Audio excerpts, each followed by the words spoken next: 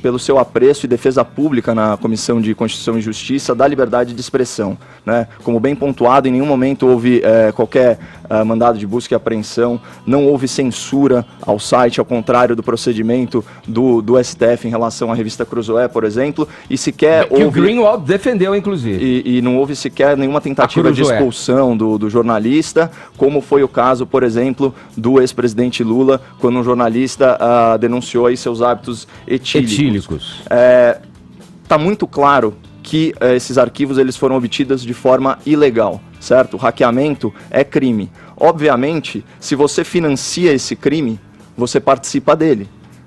Então, tudo leva a crer que as informações foram obtidas de forma ilegal, certo? Houve a prática de um crime. Nada mais natural do que a suspeita de que um site que está tendo uma alta rentabilidade e se capitalizando por causa desse fato tenha contribuído com isso. Então, isso é uma investigação legítima. Você vai simplesmente ver se houve alguma movimentação financeira atípica para ver se existe esse liame. E ele foi muito controverso, até na entrevista do Pânico. Uma hora ele fala que a fonte é anônima, outra que ele tem que proteger a fonte, ele sabe quem é. Você teve aqui o trecho da Folha de São Paulo que eu li insinuando isso. Só que, assim, em última análise, o que a gente tem que prezar aqui é a liberdade de expressão.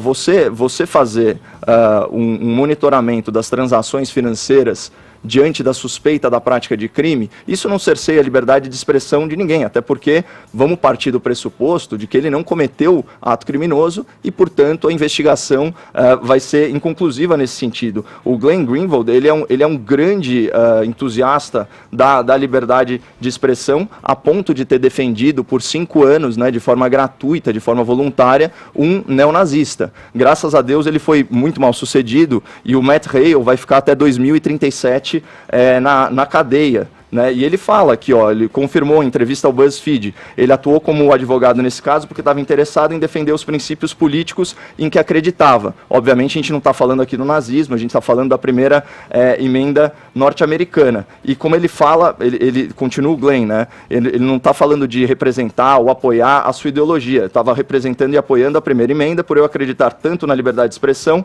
que eu não me sentia conflitado. Então, assim, a gente também não pode, porque eu estou ouvindo muito isso nas redes sociais, de cometer a imprecisão e a injustiça de chamar de nazista aqueles que advogam para nazistas. Da mesma forma que a gente falou aqui ontem, que um soldado alemão da Segunda Guerra não pode ser classificado automaticamente como nazista. Mas, assim, numa nota pessoal, é muito importante a gente conhecer a elasticidade moral daquele que está querendo dar lição de moral no Brasil e nas suas autoridades, né? E eu, pessoalmente, não vou passar pano para defensor de nazista. O que você coloca aí é relacionado ao site O Antagonista, que tem a revista Cruzoé, a revista eletrônica Cruzoé. Você trouxe um assunto que foi, inclusive, criticado pelo próprio Glenn Greenwald, quando o ministro do STF, me fugiu o nome dele. O Dias Toffoli. Não.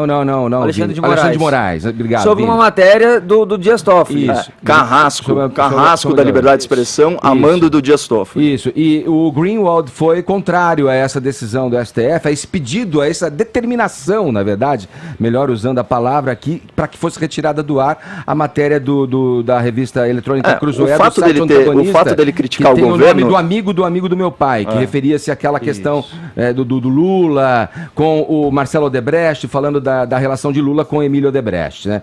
Então ele foi lá. Agora, a nuance desse caso é muito complexa, é difícil você chegar e com uma definição muito precisa esclarecer isso, porque, veja, o Antagonista é um site também que tem um viés, tem vários sites com viés políticos aí, e isso eu acho que é saudável, faz parte do processo. Agora, o próprio juiz, que tem subordinado a si, a Polícia Federal, encaminhar uma investigação contra alguém que está causando algum incômodo e revirando pontos e mexendo com poder, é uma coisa típica que a princípio você vê em regimes totalitários. É que assim, o fato dele estar denunciando... É o Estado contra um cidadão que está cumprindo a sua obrigação. Não, o fato dele estar supostamente denunciando uma autoridade pública não o torna inimputável. Ele não fica blindado judicialmente, né? Então você falar mal de um ministro não é salvo-conduto para você escapar da justiça. E aqui há indícios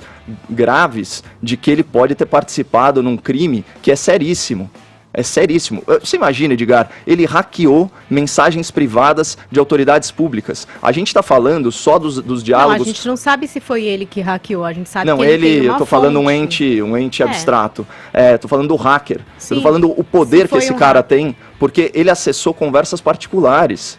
Você imagina, assim, os dados pessoais a que ele teve acesso, né, as conversas, como ele pode constranger a autoridade pública, como ele pode operar o sistema. Isso é gravíssimo. Então, assim, se existe aí a suspeita, certo? Inclusive baseado naquela matéria veiculada pela imprensa na revista Isto É, existe a suspeita de transações aí atípicas, é obrigação da justiça investigar, e não é só porque o Glenn Greenwald fala mal do governo que ele é inimputável. Para mim, indício forte existe para qualquer lado, independentemente de viés, de site de esquerda, de site de direita, indício forte. Não, o mais importante é que ele não está sendo censurado, essa é a verdade. Que tem que ser investigado. A gente vai acompanhar isso e falar muito disso ainda aqui na programação do Morning Show.